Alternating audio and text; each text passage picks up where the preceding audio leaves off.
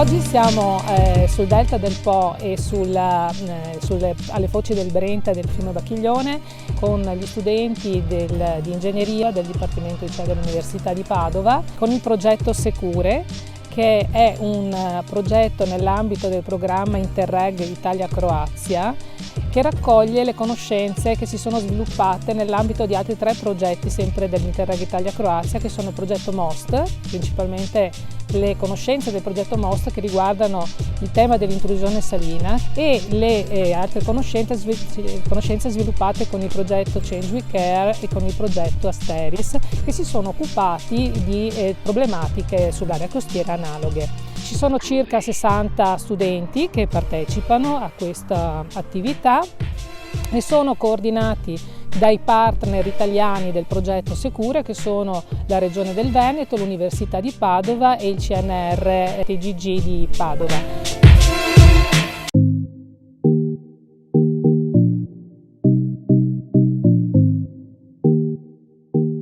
La prima tappa della giornata è presso il Museo regionale della bonifica di Cavendramin. Incontriamo i ragazzi qua ed è giusto per chi entra nel delta del Po partire da questa struttura.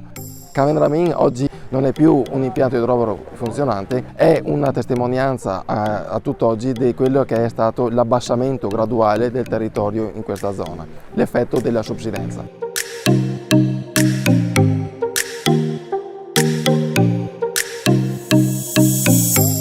In questo territorio l'acqua non è mai mancata, anzi il problema è sempre stato quello di allontanare la troppa acqua che scende e che circonda il territorio.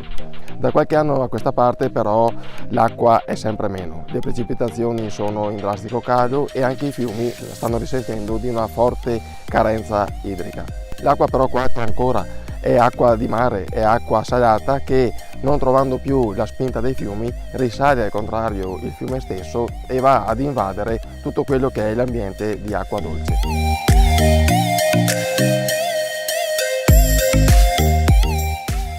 L'intrusione salina, l'acqua di mare che sostanzialmente si muove nell'entroterra e si muove, essendo più pesante, ovviamente sul basso, scorre sul fondo dei fiumi, ma non solo, perché quella che entra dalla parte dei fiumi è solo una parte, molta entra direttamente dalla costa, sulla falda. Se noi preleviamo acqua con contenuto salino troppo elevato e irrighiamo con quella, sostanzialmente, cosa accade? Accade che il suolo si impregna, sostanzialmente un po' alla volta, e su quel suolo non cresce più nulla. Adesso ci troviamo alla foce del Po di Tolle e quella che è dietro di me è la struttura della barriera antisali. È già installata e la sua azione è quella di contrastare la risalita del cuneo salino. Questa barriera però, progettata tra la fine degli anni 80 e i primi anni 90, è stata dimensionata per un valore di portata minimo di 450 metri cubi al secondo del fiume Po a Ponte Lago Scuro. Oggi che siamo alla metà di aprile il valore è di 350 metri cubi al secondo, quindi ben al di sotto della soglia minima di progetto di questa barriera. Tradotto, con questa poca portata del fiume, questa barriera, questa struttura è totalmente inefficace. Ci sono degli studi, uno di questi è un progetto europeo appena concluso che si chiama MOST e di cui il progetto Secure, che raccoglie oltre al progetto MOST, contributi di altri progetti analoghi fatti in Italia, sta diffondendo o sta cercando di diffondere i risultati, dice che se noi si riesce a creare una bolla d'acqua dolce in superficie, l'agricoltura o quelle che sono le produzioni agricole ne trovano vantaggio. È chiaro però che ci sono 2 problemi: dove trovare quest'acqua dolce e dopo, se quest'acqua dolce è da pompare, bisogna spendere soldi per l'energia.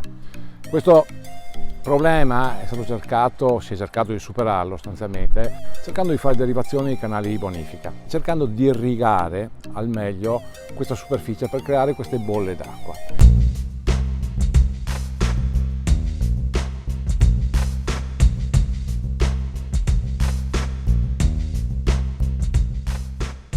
Ci troviamo in questo punto qui sulla mappa che è l'idrovora Bianca. L'idrovora Bianca è un nodo centrale nella gestione delle acque di tutta questa parte del territorio veneziano. tutta questa area si trova al di sotto del medio mare, quindi ha bisogno di pompe e di canali per essere mantenuta l'asciutta.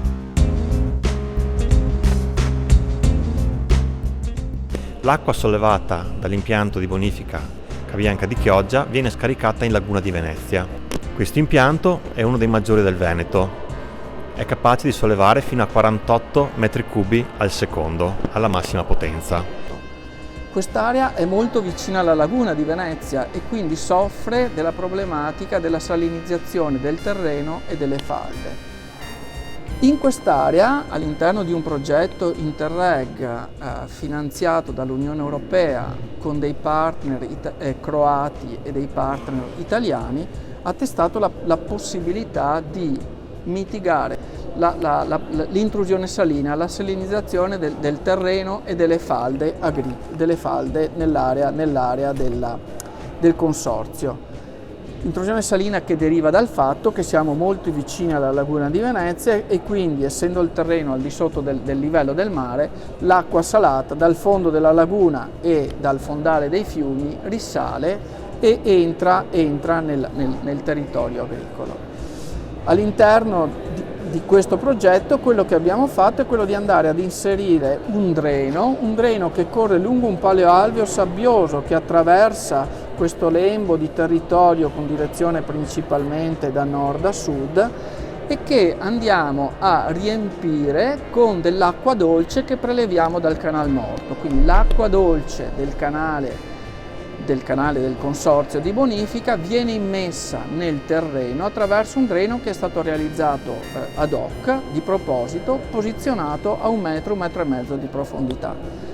Il progetto ha testato l'efficacia di questa metodologia, è stato provato per 2 anni, il progetto Interreg sta per ultimare. Abbiamo visto dei risultati, non abbiamo un effetto a grande scala, ma l'effetto benefico che si ha sulla riduzione della concentrazione di sale nel terreno e nell'acqua di falda è comunque presente, dove all'interno di questi paleoalvei, all'interno dei quali possiamo andare in qualche modo a ricaricarli di acqua dolce prelevata dalla rete consortile.